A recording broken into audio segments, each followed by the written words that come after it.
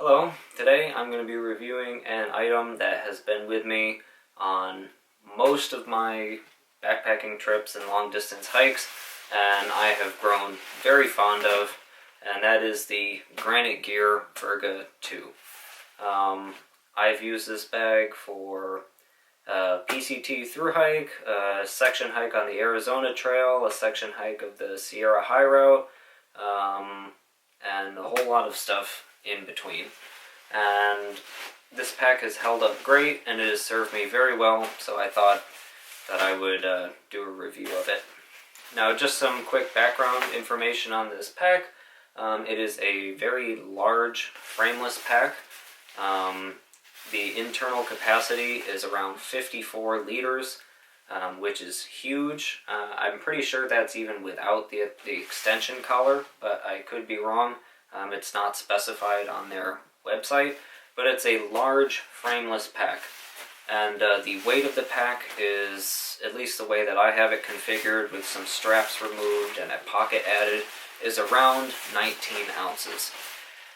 Now you might be thinking, what is the use for a large frameless pack? You're going to exceed its load carrying capacity if you fill it up all the way.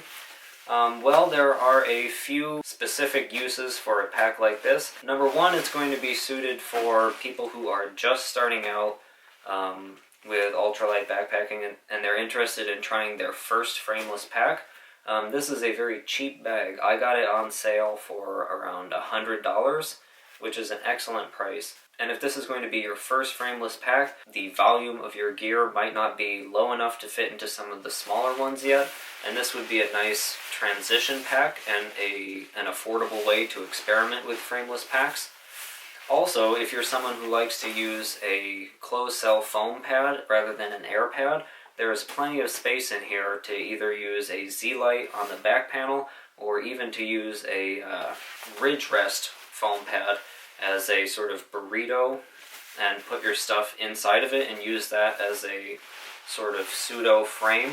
That's kind of an old school method of packing your foam pad, but it works perfectly with this pack. So if you want to use a slightly longer closed cell foam pad and be able to put it inside the pack, this is an excellent pack for that. Now, the other very good use for this pack is as a winter pack, a very lightweight winter pack.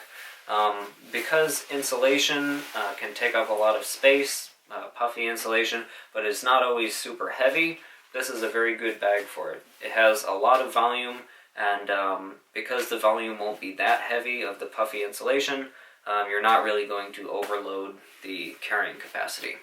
And also, things that make it suitable for winter carry are these straps on the outside that go all the way around, are good for latching snowshoes or an ice axe or trekking poles or whatever you might want to put on the outside of the pack. Now, speaking of these compression straps on the outside, they are very effective and allow the bag to be compressed down quite a bit. So any concerns about it not carrying well because the bag is too big and you're not filling it up all the way, you don't really need to worry about that because it can compress down very, very well and effectively function as a much smaller pack. So the compression system is effective and makes the bag very versatile. But one minor annoyance with the compression straps is that they run underneath the side pocket, so it can be a little bit annoying to reach in there if you want to adjust it, but that's just a minor annoyance, and I couldn't see any other way they could do it and still have the tallish side pockets that I like. The side pockets are nice and big and they can easily fit 2 liters of water. They're very high, so they're nice and secure, but also because they're stretchy, they're fairly easy to access when you're wearing the pack.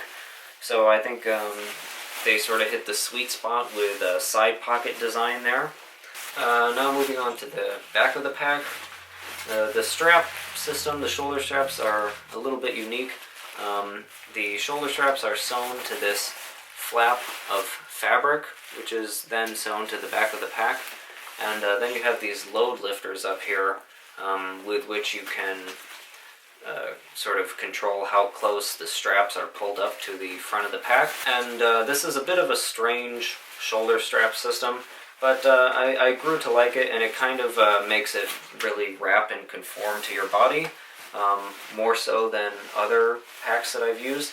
So it actually feels pretty nice. You can see how the shoulder straps really sort of wrap around your shoulders with the way they're sewn on with the load lifters. And it just sort of really conforms to the shoulders. It wraps right around, and also a similar thing going on with the hip belt. And the shoulder straps are also subtly S-shaped, which I think is a very nice feature that makes these straps conform to the body better. Now, as you can see, the straps are fairly thin, which is a little bit of a bummer. I would like the straps to be much wider, but the straps are pretty thick. The padding on the straps is pretty thick, and that sort of makes up for them being a little bit narrow. The padding on the straps has held up okay. Right where it touches my shoulders, they're wearing a little bit thin, but the pack is still usable. Now, the padding on the hip belt is pretty thin, but it gets the job done. As far as load carrying ability, I would rate this pack as comfortable to probably 22 to 25 pounds. Any higher than that and it's not going to be great.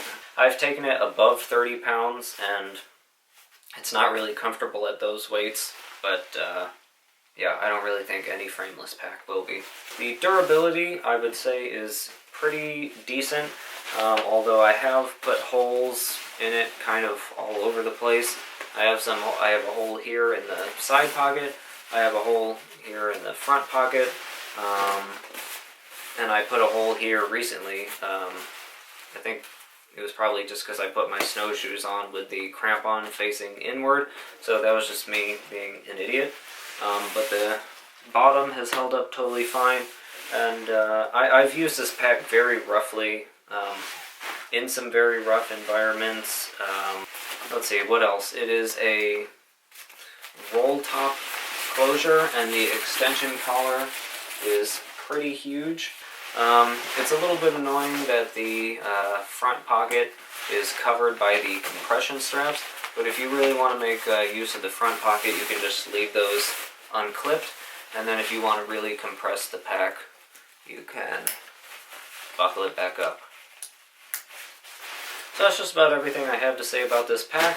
It has served me very well, and I think if you're looking to try your first frameless pack, or you just want a large capacity pack to use with a closed cell foam on the inside, or as a very lightweight winter pack, I think it would serve you well also.